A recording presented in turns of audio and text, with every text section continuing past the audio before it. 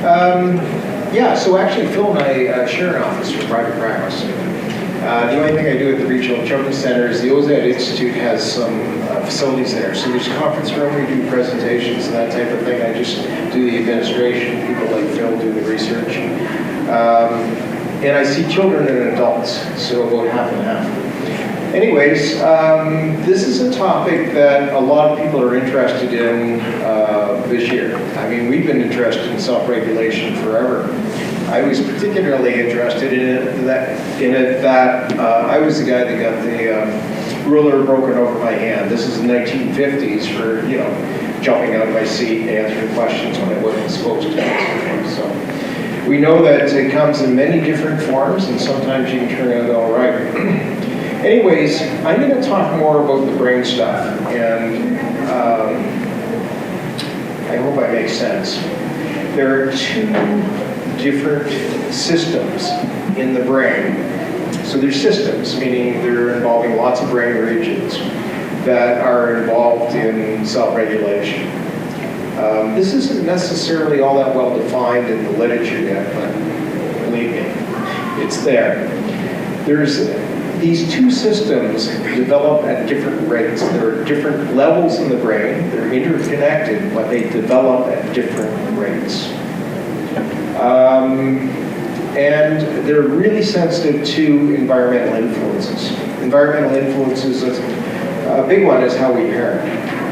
Another one, obviously, in poor countries is nutrition, access to roles, access to education. These are all environmental influences that make a difference. And there's some kids who are dysregulated simply because they've never been trained. The bottom system is in subcortical brain regions. So it's down at the bottom of the brain. And if you think about the bottom of your brain, it sits on something called the brainstem, which is like a hydro box, which is connected to your spinal cord. Okay? So it's closer to your body. And it has a lot to do with automated regulation. For instance, you know, if we drink a coffee too fast, we may have a little bit of a stomach upset. Well, that signal goes someplace. It doesn't necessarily come all the way into our thinking, although it may. But something regulates the emotion. And emotion is simply energy. The energy that's produced with that little bit of a tummy upset. So this system is very similar in all mammals. So research is done, for instance, at the University of Florida on gators and gators. At the University of Florida, they're called gators, and there is a psychologist there who researches both, looks at alligators and looks at people, and looks at basic drives, appetitive drives, meaning the drive for food or the drive for sex. Those are basic kinds of drives, or the drive for elimination. So it's really tied to feelings that we don't really label. I'll give you an example, another example. You're walking down the street, you're in, say, Toronto of all places, and you walk by sort of a darkened alley and something moves, and you immediately feel fear. And that's wired in. It's actually wired into the periphery, so the outside of our visual fields, just like it is in animals. And that's why we have that reaction. We're not thinking. When we have these senses that there's somebody kind of around us, and yet we can't really see them, that's the bottom system. And it's wired into fear responses. It's wired into responses of that will help us to regulate our heart, and whether or not we're getting excited, and adrenaline is going into the system, so the stress system is regulated through that, and so forth. Some children have very difficult temperaments. Not always, but mostly, they have some dysregulation in the system because they're not yet thinking all that well right after they're born. You can see it. Some of those children are simply not sleeping well, or they have allergies, or there's been other kind of complications, but there's a group of them who grow into sort of a dysregulated pattern of behavior, right? They're the kids that are up in the cupboards and figure them out, and they're into it, and they're not really listening, and so forth. And it's not the exploratory problem. It's the not really taking the direction problem, and so forth. And they tend to have a very high activity level. Many of these children go on to be diagnosed with ADHD or some other sort of problem like ODD if they get into oppositional behavior, that type of thing. This is an example. It's a baseball game of, they aren't thinking that bat's coming their way. You see there's a broken bat flying through the air, right? Somebody hit a baseball and the the bat broke. You can see all of the fear reaction and so forth. That's all automated. That's the bottom system.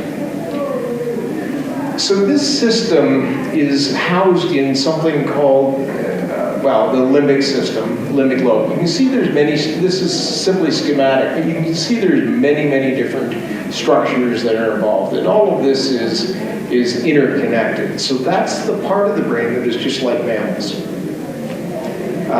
Very similar cell locations and similar structures and that type of thing. That's why there's a lot of research with mice and rats and all that kind of stuff.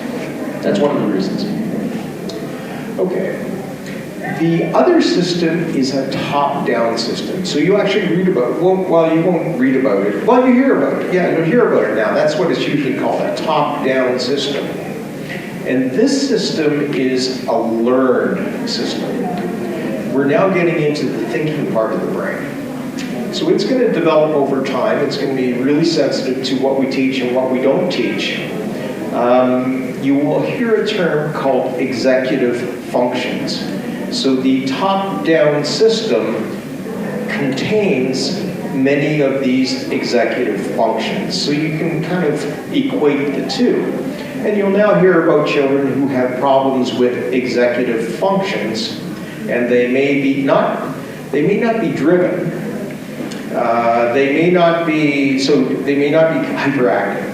They may not be those kids that are really, really, really impulsive, but they're in the wrong place at the wrong time, and they don't know what to do, and they're getting frustrated, and so they're dysregulated in a different way.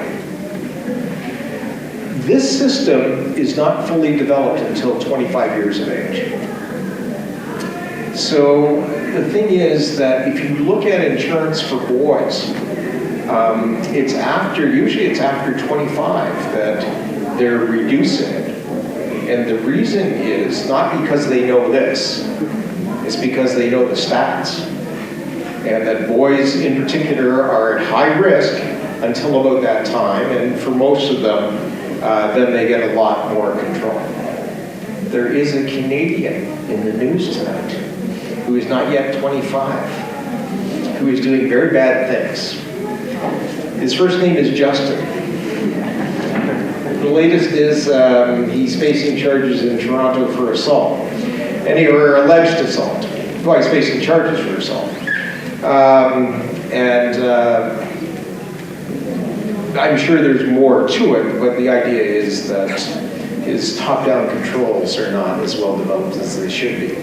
I would think there's more to the story than that. Anyways, these top-down controls are coming from two areas. The yellow area in particular, which is the frontal regions, which is about 1/3 of the brain. So those are later developing systems in the brain. Most kind of thinking, reasoning types of things are fairly well developed by 18. The problem is the self-control is not necessarily there, especially under certain kinds of conditions. And we're going to look at that and why that's the case. The big green area is also an association area. It's called the parietal lobes, and that's where visual information, auditory information, motor information gets put together, automatically put together. So there are executive functions in the parietal lobe as well. It's not just one executive function, there are many different executive functions. if we try to test each one separately as well as we can, typically adults, for instance, and children as well, will have strengths and some, weaknesses in others, and that type of thing, even when they're not coming in for that reason. And the thinking is for some of these youngsters, anyways, they don't need, and adults, you don't need to be able to solve problems 10 different ways. You solve it the way that works best for you. And so you really develop stepwise thinking, or you really develop all at once thinking, or you really develop something else. This is coming out of a 2013 study, and what's happening now is that there are a number of neuroimaging techniques that are coming together, and people are doing wonderful things with them. So one of the techniques is, people know about MRI. They put people in an MRI, and they actually do psychological tasks with them. So that's called functional MRI, fMRI. Another technique that has been around for a long time that's very sensitive to looking at the wires in the brain. The wires coming from the neurons, white matter tracks into other areas where they're relaying information. So it's called white matter because the wires are white matter. And that's called DTI, or DTI, which is a type of imaging. There is media imaging. There is other types of imaging that are put together. This study was looking at processing speed. And what they were demonstrating was that as kids get older, these tracks change. They get bigger or smaller, but they change. And that promotes better processing speed. The reason I put this up here is I wanted to show you that the brain is connected back to front, top to bottom, and so forth. So you're dealing with distributed systems. That's the key term that you're going to hear if you watch some of the brain programs on television and that type of thing. Distributed systems. So these are motor systems, and they're doing a visual task, and they all have labels, like the green is the cortical spinal tract and so forth. And that goes right from the top of your head all the way down to your tailbone.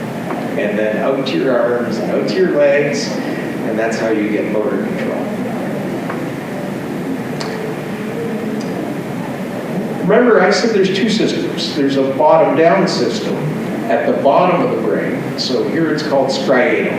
You'll hear, well, I don't know if you hear it, but if you read about this stuff, you'll see various terms that are used. It's in the subcortex, maybe it's below the cortex. Just think about it as the bottom of the brain. And it's the red area. And the blue area is the top-down system. So PFC is prefrontal cortex, so that's what they're calling that. And that's not, remember I said it was that corresponds to the yellow area, and the striatum thing would correspond to the limbic lobe, basically. Now this is an interesting slide in the sense of, if we think about development as starting in, I can probably do it with the shadow, in that corner, right there. You can see that there is gradual development of the blue area.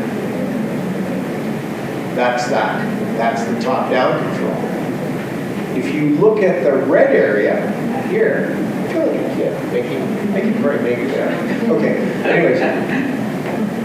The red area, you can see that it actually develops very quickly. This is all the energy and get up and go and so forth. Maybe we're in around adolescence here, and then it levels off, okay? So this is the imbalance. Even though these two systems are talking to each other, one is all grown up before the other one, or at least that's the pervading theory. Well, I'm going to go on to this. I said to you that the systems are not completely plastic, but there are plastic components, especially to the top-down system. Plastic meaning they're very, very sensitive to the environment. Very sensitive to what we do, how we do it, what the child's experiences are, whether or not they've had a good childhood or not a good childhood, and so forth. There is also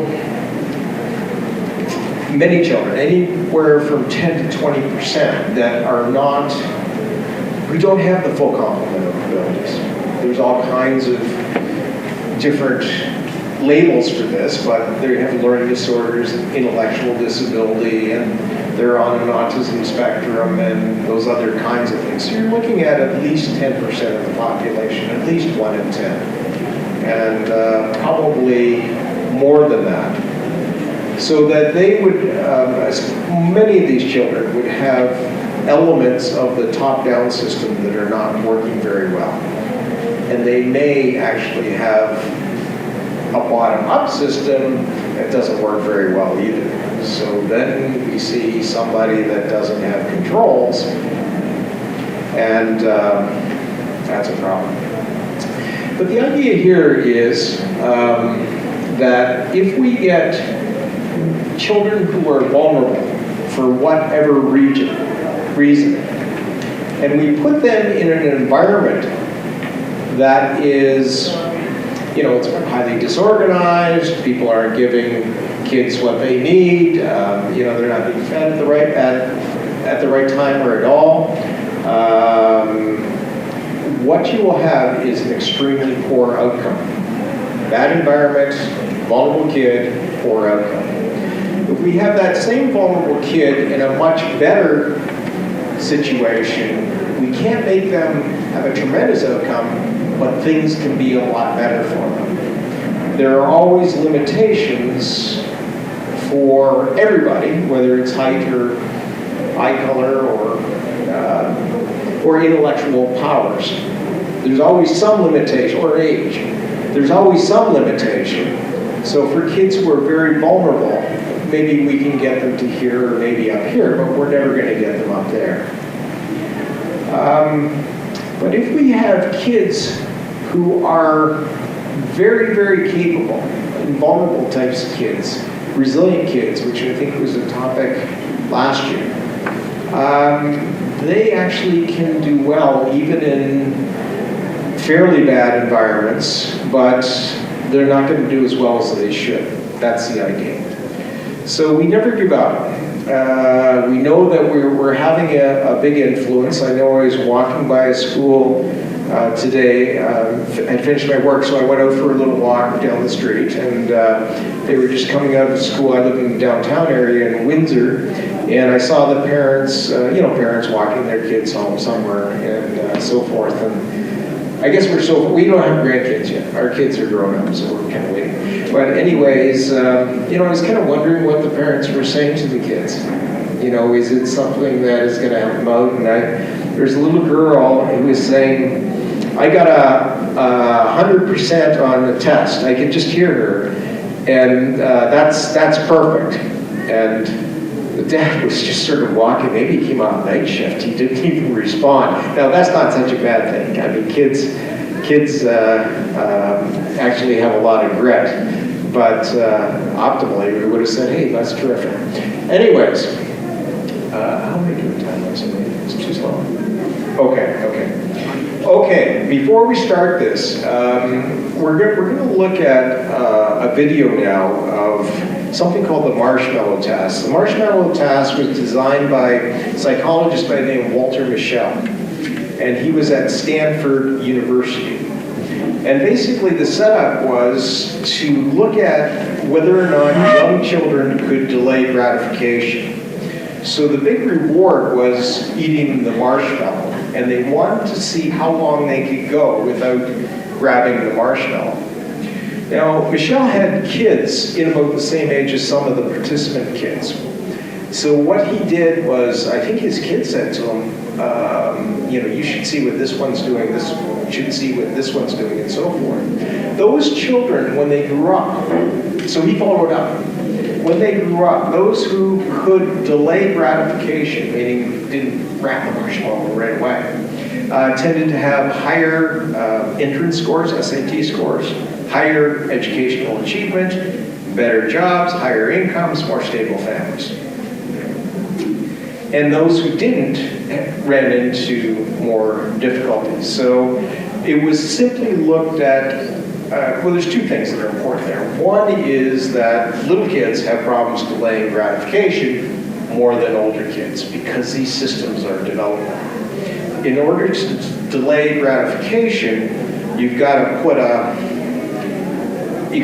hold on that bottom-down system who wants food, who wants that reward. And you do that with top-down controls. And some kids have stronger urges down below than others. So you know the difference between a 2-year-old and a 3-year-old and a 4-year-old and a 5-year-old, a 6-year-old, and 7 in terms of waiting and asking them to wait, right? So that's the systems developing together. Okay. So this task was redone, but an environmental manipulation was put into place. The environmental, I just used a big term, right? They did something different. What they did was they set the kids up in the task, this is at the University of Syracuse, and established relationships with them. So that, and in doing that, they made certain promises to the children, and it has to do with their access to many pens and coloring things versus not too many. So what's going to be shown here, well, we'll go through it. Why don't we take a look at it, but the manipulation made a difference in how long kids could wait. Take a look.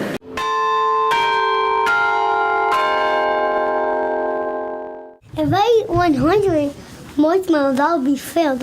Everybody knows that young children, particularly toddlers, 2 to 4-year-olds, are subject to impulsivity. And it has been thought that that is a characteristic that children are born with. Do you know what? It is snack time now. And so what we wanted to know is whether or not some of these differences between children can be influenced by their own rational thought processes. We wanted to manipulate children's beliefs about how reliable the environment that they were in was. We assigned kids to one of two conditions, either the reliable condition or the unreliable condition. So for the art supplies that you get to use, you actually have a choice. You can either use these crayons right now, or if you can wait for me to go get some from the other room, you can use our big set of art supplies instead. The kids in the reliable condition, when the experimenter came back into the room, had the better thing. And for the kids in the unreliable condition, the experimenter apologized and said she'd made a mistake. We didn't have that available and then helped them use the first option. Listen, I'm so sorry, but I actually don't have that big set of art supplies I told you about. Sorry about that.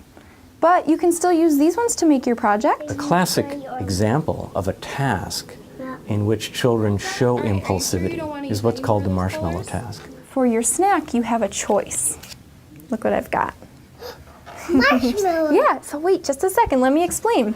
So you can either eat this one marshmallow right now, or if you can wait for me to go get it from the other room, you can have 2 marshmallows instead. I want 2 marshmallows. And what we found, which was an incredibly large effect, the children who were in the unreliable group were more likely to fairly quickly pick up the marshmallow and eat it. So on average, they waited about 3 minutes. And did you know I did not eat this marshmallow? The children who were in the reliable group waited 4 times longer.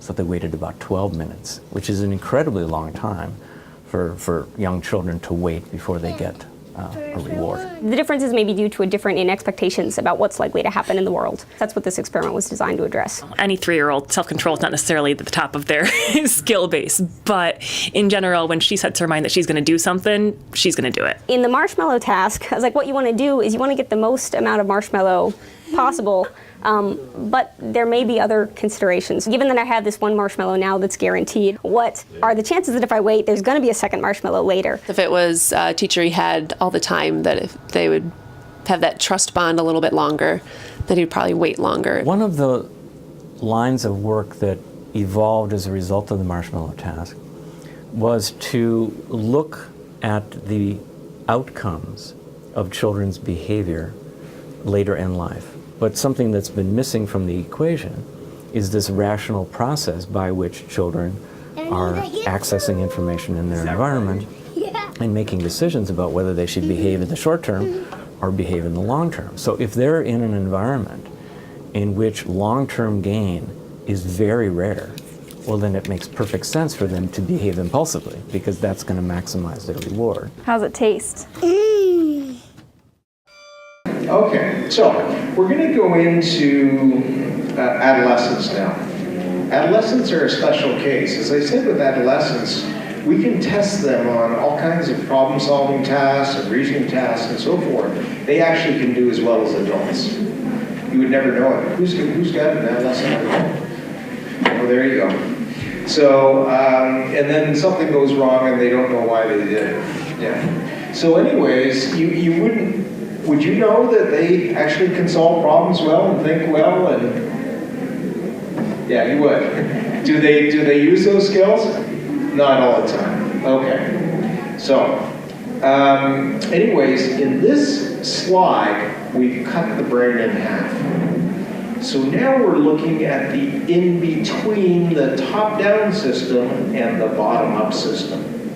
Certain regions in the brain that are very sensitive to rewards. And in the top slide, you'll see a square that is blown up, and someone is playing a driving game. So this is a driving game where they have to get from here to there. There's stop signs and so forth. It's on a computer, and there's some rewards for getting there as fast as you can. And if friends are watching, there's an increase in the reward area. So that's what those two red lights are. That means there's a lot of activity going on in this reward area. So this is for adolescence. So peer pressure, right? Adolescence peer pressure, it has to do with rewards and punishments. What feels rewarding and what doesn't. They may not verbalize that, but that's what's going on in the brain. And that's why after a phone call, you can have somebody with their head down or head way, way up because somebody said something that was highly, highly rewarding.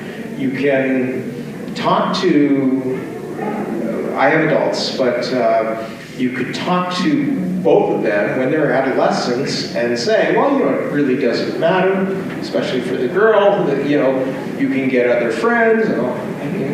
It didn't really matter at that time.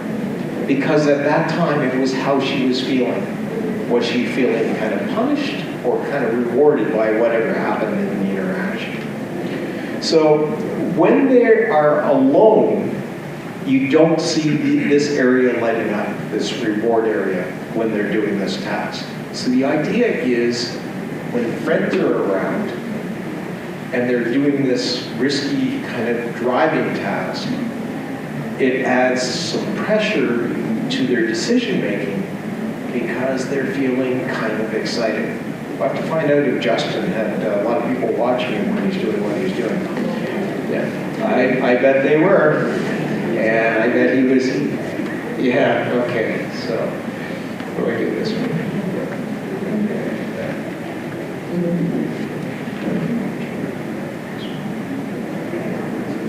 Okay. This is some data, it's a little bit old, it's American, but I'm sure it's well replicated. In fact, there are studies of adolescents around the world now. There is a psychologist again, by the name of Larry Steinberg, who's at Temple University and is also at a university in California, who is part of a World Health Organization study looking at adolescents around the world. They develop similar in terms of how they respond to these fMRI tests and so forth. For 16 to 17 years old, and they're looking at crashes per 10,000 trips. this is the number of crashes from 0 to 7 for 16 to 17-year-olds. If there are no passengers, it looks like it's 1.5 per 10,000. If there is one passenger, it looks like 2.2 per 10,000. If there are 3 passengers for 16 to 17-year-olds, it looks like it's about 3.1. And if there's 3 passengers in the car, it looks like it's 6. It's 5 times more than no passengers. There's a message here. You've got teenagers. Don't let them go out with a whole bunch of kids in the car. For 18 to 19-year-olds, you see exactly the same pattern, but you can see that there is less of an effect, meaning there are less risks, but it's still high. Look 2 plus 25, these 30 to 59-year-olds. Looks like 30 to 59-year-olds actually drive better when there are more people in the car. And if anything, they're having more problems when they're alone. Maybe they're working the radio or something along those lines. Okay. So that's what's happening there is that if we go back to the previous slide, there's lots of rewards going on for the driver. People are talking and they're doing this and doing that, and they're distracted by what they hear and so forth. And there's joking going on, and there is, if it's boys, let's take some risks doing this or do that, and so forth. And that's all feels good. That's all rewarding, and they do it. And afterwards, you ask them, why did you do that? They say, I don't know. And they really probably don't know. But now you know, don't put them in that situation. Just say, no, you're not going to take a whole boatload, you can maybe take one. Okay. So there are special circumstances in self-regulation. Self-regulation is telling yourself to stop when you need to stop and telling yourself to go when you need to go. Number 1, in my view, is expectations not being in line with what the child can do. There are large groups of very young children going to school for a whole day who administrators and teachers are asking for assessments, and there's got to be something wrong, and so forth. Did you know that this is a 2013 study, but simply based on household income. This is a study by Fernald in California.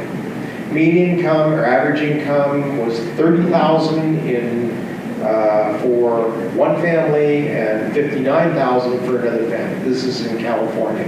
Living in similar kinds of areas in, I forget where it was, but outside of LA. If they simply looked at the income level and nothing else, and took out all of the children, controlled for all the children with birth defects, none of them were in there, with preterm births, none of them were in there, took out all of the brain risks and compared the kids. By 18 months of age, the language level, the vocabulary level, how quickly the children can process information, how quickly they can comprehend information, how quickly they can react to what they hear, was significantly different in favor of those coming from a higher income family. By 4 years of age, it's tripled the differences. So you simply think about different schools and how they're composed.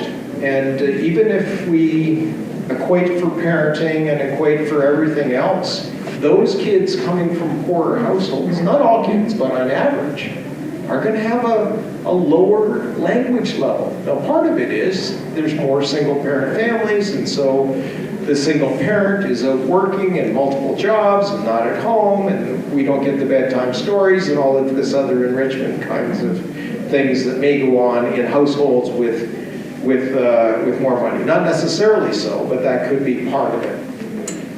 But whatever it is, it has something to do with the environment of the poor. And so now we have a risk, at least coming up into JK, SK, around language level and not being able to pick up on what's going on and keep up with the sort of the demands and being delayed in certain skills simply because the stimulation wasn't adequate earlier on. That's just one thing. So knowing your children and knowing what they can do and what they can't do, knowing their age and their capabilities and their strengths and their weaknesses and so forth, can cut regulation problems in half if you really know them and give them an opportunity for legitimate success, or double their rates in terms of.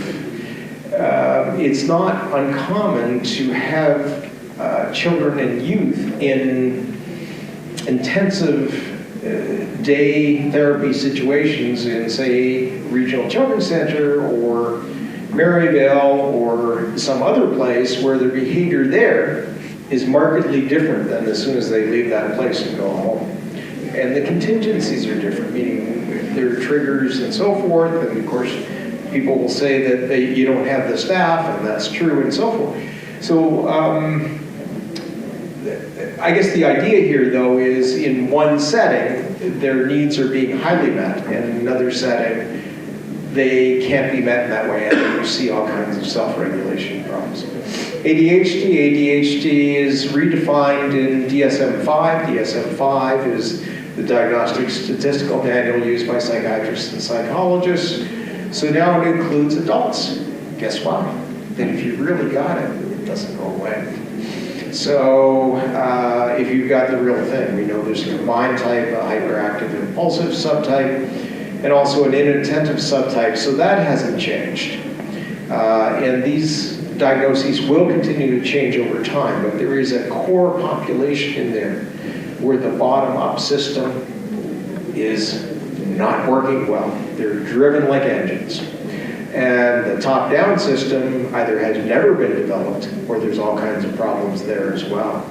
And when you see children like that, and it's not all kids with this diagnosis, but when you see the real thing, driven like an engine is one of the keys you should remember. When you see the real thing, you think, I better get that guy in a busy job as quick as I can because he doesn't have the attention to go through. For the inattentive subtype, they often have learning disabilities or something else. For instance, if I said to you, we're making a diagnosis, we've got somebody who is very restless and has problems concentrating. And I'll add one more symptom, and they're irritable. What do you think the problem is? Sorry? Not sleeping. So they got a sleep disorder. Okay, so actually sleeping could be part of that, but doesn't that kind of sound like ADHD?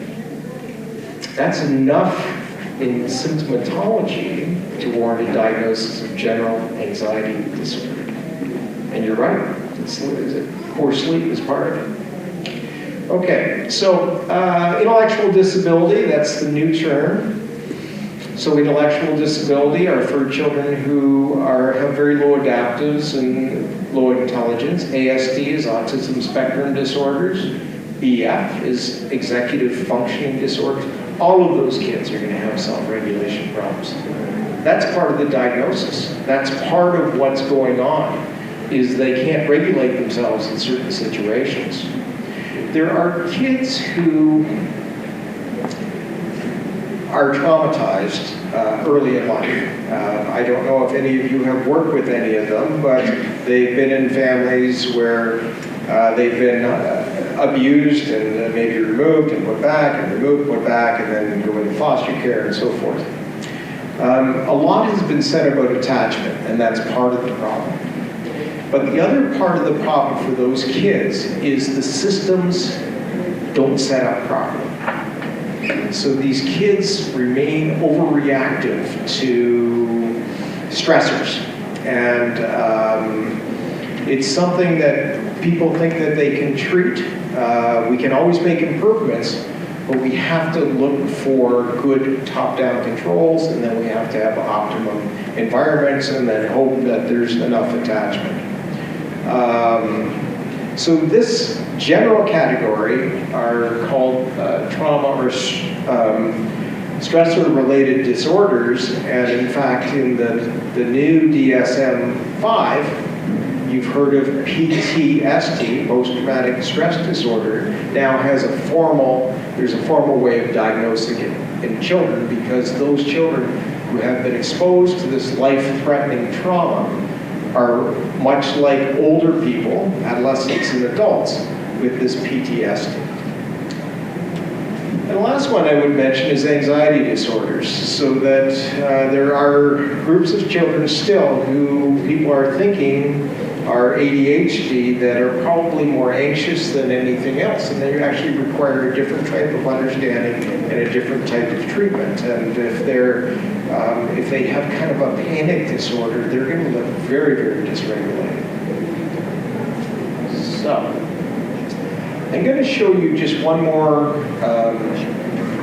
film, and I'm going to do a short intro. And my short intro is, this is a film clip from a film that was shown at Hot Dogs in Toronto in May 2013.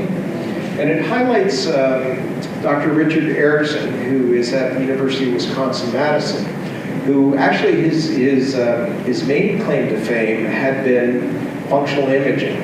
So he is sort of the master of that.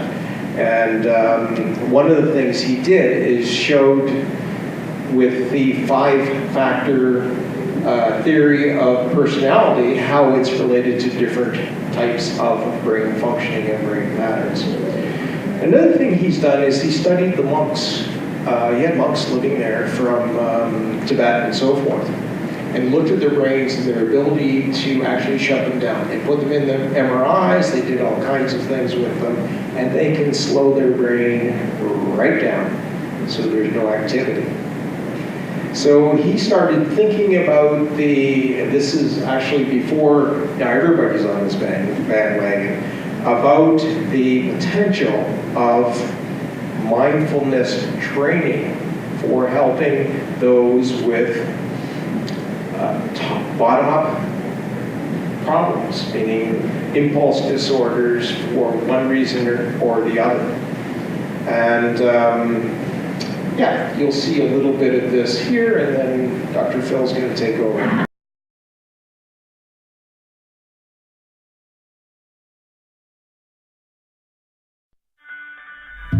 Suicides among the veterans of Iraq and Afghanistan are reaching epidemic proportions. Some 1,000 suicide attempts are happening among veterans every month. How can we say we're taking care of our troops when we have an increasing number of soldiers taking their own lives? As we passed by one of the other cops, and we heard an extremely large explosion. I'm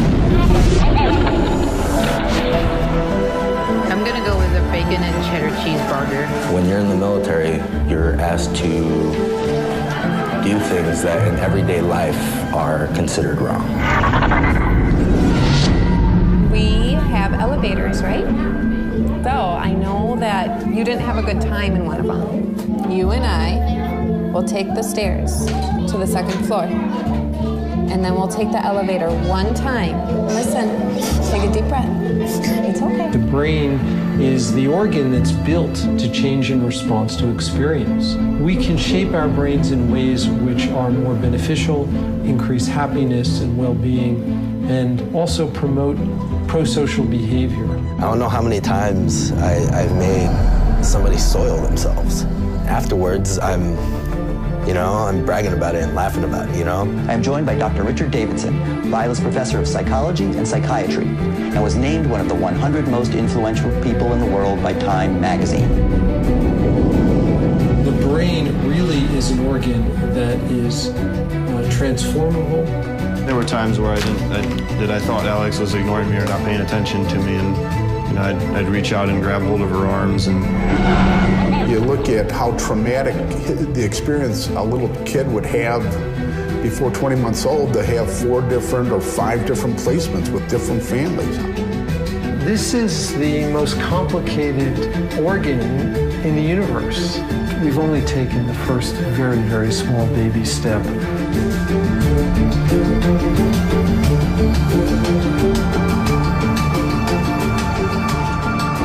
you want to stand in here and see how it feels in your belly? How does it feel in your belly? Good. I have the distinct pleasure, actually, of sharing an office with 3 other psychologists, and they're very specialized psychologists. They're all neuropsychologists.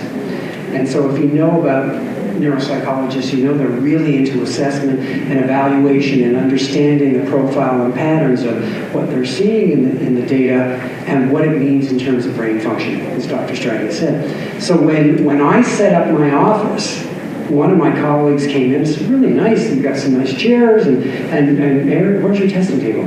I said, I'm going to use yours. I mean, I talk, you evaluate from that basis.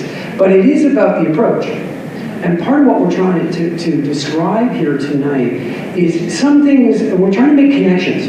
Dr. Strang was talking about the connections from top down, bottom up, and how we're understanding it. And one of the things to take away from tonight is you're saying, okay, what do we make about those MRIs and all of those scans? What's it telling us? That a number of the things that we see in children are developmental in nature, in the sense that that brain has not yet fully developed to allow it to exert the controls, or the child to exert the controls that are necessary to manage in a particular situation. And in some instances, that dysregulation or lack of self-regulation because of development is sometimes taken to mean it's a disorder of some sort or another. Now, yes, there are different disorders, as Dr. Strang has said, but we look at things and we might say, well, that must be a mood disorder. Well, not necessarily. It may be a developmental component, and it's due to where the brain is at that moment in time. And more importantly, too, or equally important, is not only we're talking about physiology and neuroanatomy and brain functioning, but we're now beginning to make those connections between the brain and behavior, but also what we've known to exist all along, as well as there's a connection between mind and body. And so now what we're doing when we look at mindfulness, and when this has been around for about 30 years, been talked about in different forms and fashions. As Dr. Strang said, mindfulness now is beginning to become much more popular. And there's all kinds of definitions. This is one of the most recent ones. Mindfulness means being able to bring direct, open-hearted awareness to what you're doing while you're doing it, being able to tune in to what's going on in your mind and body and the outside world moment by moment. If you noticed, all of a sudden I started to slow down in my speech. Because one of my tendencies, as people know me, is I talk really quickly. The more excited I get about the information I share, the quicker I talk, the more my hands move. That's the Italian part. But you'll notice I started to slow down. And what I actually did was implement mindfulness at that moment in time. I became aware of myself in this instance, and what is it that I'm doing? How am I doing it? How can I affect a change? And so we certainly see a mindfulness being exhibited in terms of adults because they have that self-regulation. But what we're coming to learn is that we can introduce this concept to children. And children from as young an age of 4 or 5 all the way up through adolescence. Is it meditation? Not necessarily. Often when you read about some mindfulness things, you'll see that meditation is there. It is one way that you can use, and one exercise that you can use to become more mindful. But the whole point of mindfulness is to become much, much more aware of your surroundings in the moment. And so I'm a cancer survivor. And one of my tasks was to become much more mindful of my environment as to what was going on and what was I doing that may have been contributing to my lower resistance, my increased stress, and what have you, that made me more vulnerable. And since that time, I have become much more mindful and monitoring the situation, saying, okay, so what are you doing in this moment? What should you be doing? Are you worrying? Are you fretting? Etc. So we want to focus on becoming much more aware of what's going on around us, both outside and inside. You can certainly see how that might be a little bit of a challenge for younger kids. As Dr. Strang was telling you, those systems are not quite yet developed in the way we would want. In fact, not completely until 25. Some might even argue that it doesn't quite develop at all in males, and certainly more finely developed in females. But interestingly, Dr. Strang's the neuroscientist and neuropsychologist. I'm the clinical guy. And if anybody remembers somebody called Erik Erikson, Childhood and Society, he talked about how the ego, the self, develops in individuals. He talked about 8 stages, and he talked about it being a developmental process. Back then, in the 60s, Erikson talked about the period of adolescence as being something called autonomy versus role diffusion, meaning what the job of the adolescent was to develop a sense of identity, as opposed to switching roles and hats. That's normal, but at some point in time, you become somebody, right? And one of the things that we began to understand, in Erikson's description of all of that was, well, adolescence must last quite a long time, easily into your mid-20s. Well, when you think about the neuropsychological data and how the brain is developing, Erikson as a psychoanalyst was right on the mark in terms of saying what's happening with that development itself. The process of mindfulness, what happens? It's promoting thinking, it's promoting cognition. A fancy word for thinking is cognition, right? It's also being aware that the thoughts I'm having at this moment in time may not necessarily be the reality of the situation. I'm not saying that somebody is hallucinating or that they're delusional, but that they're focused more on the affective component than what's really going on here. So we're interested in cognition. It's also about managing it, self-management, okay? And so it's things like sitting, becoming aware of your thoughts, can promote a change. So what am I really thinking about this at this moment in time? Is this the way I want it to unfold? Should I be looking at it a little bit differently? That's self-management. Certainly, the more you do it, the more you practice, the better you get at it. And what we can find is that people who are more mindful, and I'm not talking necessarily just about meditation, because mindfulness can be accomplished at any moment in time, just as I said to you, as I was finding myself talking quicker, I got mindful. And I relaxed a little bit. And I said, that's not going to help if people can't keep up to what I'm saying. So I became more mindful. What we see in people who are mindful, and kids, adolescents and adults, we can see changes in breathing. We can see changes in heart rate, in respiration. That does parallel a little bit with what Dr. Strang was talking about in terms of meditation and the yoga and the ability to change brainwave functioning, right? We also know that the other part of mindfulness is really related to an acceptance of what's going on, not overly worrying what's going to happen or what's happening, but being more acceptant of it. So if you think of disorders, mood disorders like anxiety or depression, which mindfulness can address, I'm not saying that mindfulness is the replacement for other forms of intervention or treatment. It's an adjunct, it's complementary, and in some instances it may be the only thing that's necessary to affect or modify a situation in some instances. It may be needed to use jointly with medication, psychotropic medication, cognitive behavior therapy. When you think about how many people have heard the term CBT, cognitive behavior therapy? That's the big thing. There's dialectic behavior therapy and cognitive behavior therapy. Those are the buzzwords for treating depression and anxiety. The basis to that kind of very systematic approach to anxiety and depression is about that C word, cognition. Cognition is thought. So there's a real affinity that mindfulness has with some of the other kinds of therapeutic approaches out there. What are the benefits of mindfulness? Why bother? paying attention to more. And we're not talking about becoming narcissistic or egocentric, okay? We're talking about just tuning in to what's going on with you at this moment in time.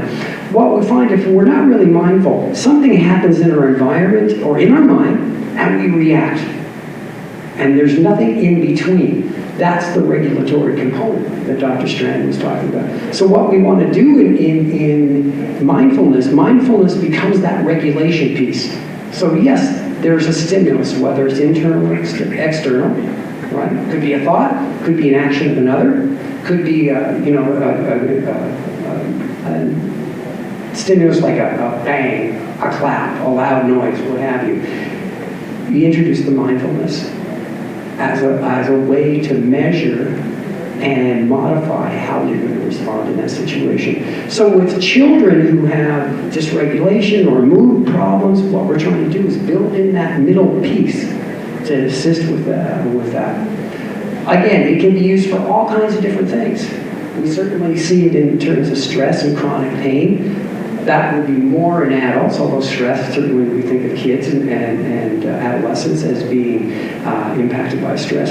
In fact, there was a very famous psychologist, David Elkin, back in the 70s, wrote a wonderful book called The Hurried Child. And he said, one of the things that we're doing to our kids is we're rushing them through life. We're rushing them from point A to point B. And you think about that, when we think of all the things that, and I'm guilty as well as anybody else, all the activities we schedule for our kids, when we think about it. Is there some downtime? Not always, right? We can use it for anxiety, we can use it for depression, eating disorders, and even addictions. So it has a wide range of effects and implications. As a parent, you can introduce kids to this very easily. You can do it certainly by leading by example. So you can show them how do you relax, how do you control your breathing, maybe talk a little bit about meditation. Making it relatable on a child's level. There's a wonderful, very concrete example of how you can demonstrate mindfulness to a child. And I didn't have the equipment. It's not really equipment. You get a jar of water. Okay, has a nice tight lid. You put a bunch of sand in about a quarter full of sand. All right, jar's full of water. If you were to stir up and shake up that jar, what happens to the clarity of the water? Disappears completely, right? Okay, but if you let that jar sit, if you let the water calm, what happens to the clarity? You get able to see through it, and it becomes still. That's a metaphor for mindfulness. That at times our brains are going in excess. I forget what the term they use in terms of jumping. With an ADHD kid, you see them and they're charged. Driven like an engine. Driven like an engine. You don't even have to be ADHD sometimes to have your brain driven like an engine. When you find yourself doing that, what should you do? Stop, focus, ask yourself the question, what's going on? Why am I doing this? Is this the way I want it to go? Okay? So that's mindfulness. You can do that with kids. You can certainly encourage discussing feelings and emotions. That's very important. And remember what Dr. Strang was saying about the impact of environment. He demonstrated that in a couple different ways. One was that really cool, well, I might think it's cool, and we're mathematicians and scientists, but that one with the 3 dimensions, with the curve, in terms of resiliency and environment and all of that, and what we come with from an innate perspective. What we do know is that the more we talk about emotions and help kids understand them, the better they become at being able to regulate it and to express it. Certainly, it's about introducing realistic expectations and making the time where you might practice and introduce kids to mindfulness to be a real fun kind of time. You remember the little girl? I loved watching her feet tap when she's waiting for those marshmallows. And it was really a cool thing to see where she, this is real special marshmallow, but I'm not going to take it because I know it's coming. I'll guard it. I'll I'll keep it safe, but I'm not going to eat it until it comes. And then you see our feet going underneath, right?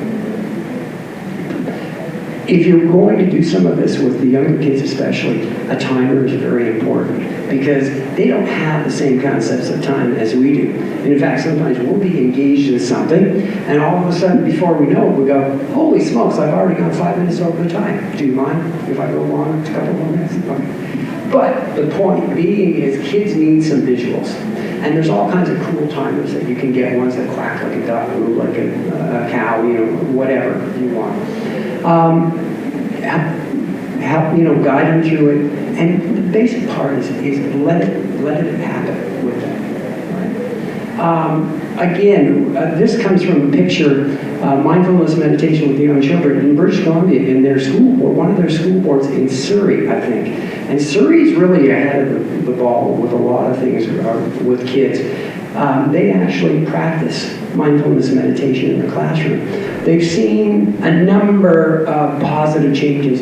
One is performance levels are increasing. Second is behavioral issues are decreasing. Kids' ability to attend and concentrate are improving because they're becoming much more mindful of what's going on at that moment in time. Again, it has lots of benefits. It may improve memory. It certainly can improve attention and concentration. It can be used in children diagnosed with ADHD. You have to slowly build that up, though, right? Because just imagine taking a kid who's what we refer to as the combined type ADHD, right? Hyperactive, impulsive, distractible, right? And inattentive.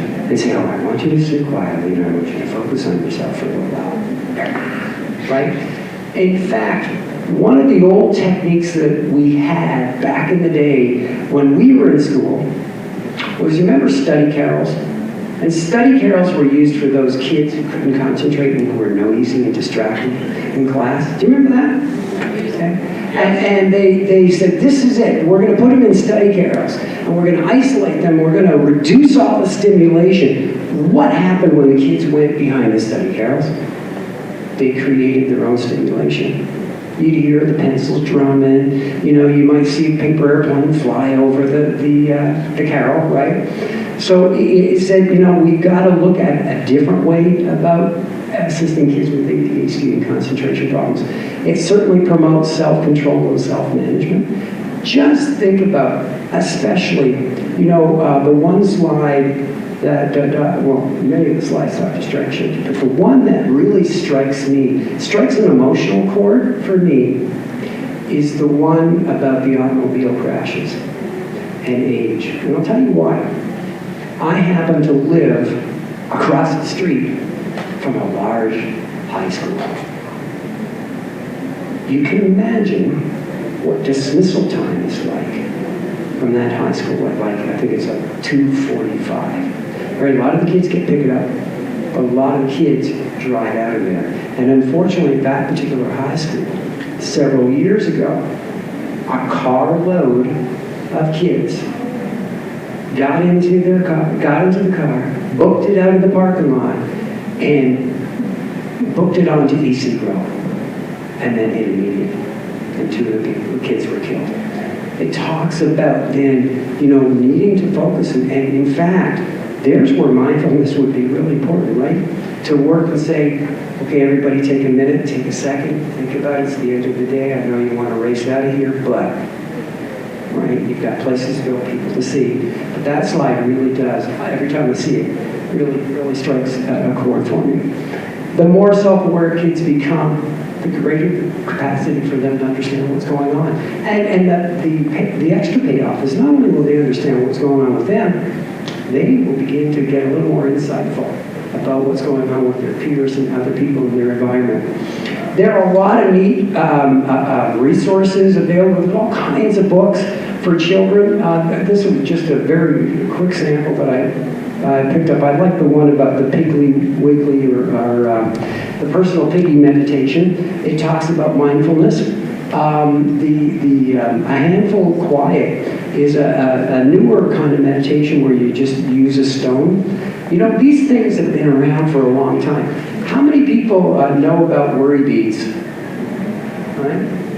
Have you ever watched, especially the Greek men who have those words, and they can make those things sing, you know, and they really, there's that physical manipulation. But guess what? I bet you as they're doing it, they're becoming more mindful. If we MRI them or CAT scan them and look at the activity in their brain, we'd be seeing some pretty neat things. You know, objects are very powerful things. One of the things that we have for working with kids with anxiety sometimes is when all else fails, I go to Guatemala. How many people have heard of Guatemala worry people? How many people have heard of dream catchers? We all know what a dream catcher is. Well, in Guatemala, there are little people and they're in a basket. And you put the people in the basket and you put the basket under your pillow if you're a kid. And the notion is those worries go into the worry people. The idea, though, is, again, we're becoming more mindful of what's happening, what's our response in that situation, and we're adjusting accordingly. And again, mindful movements. This is an interesting one. It combines meditation, yoga, and Tai Chi. I know Dr. Strang is really beginning to get into mindfulness. One of our other colleagues is into yoga. I'm not quite there yet, but I'm hoping to get there at some point. That's all I have to say about mindfulness. I am mindful of the time. I know that we've gone over a little bit, but I really appreciate the opportunity of speaking with you tonight and making the connections for you, to see that when we can talk about some very important science, that there's a psychological component to it as well, and that we are making all of those connections, because our goal really is to provide children with skills and abilities in order to cope in this day and this world, in the pace that we are presenting you with now. I thank you for your attention. You've been real great. Thank you.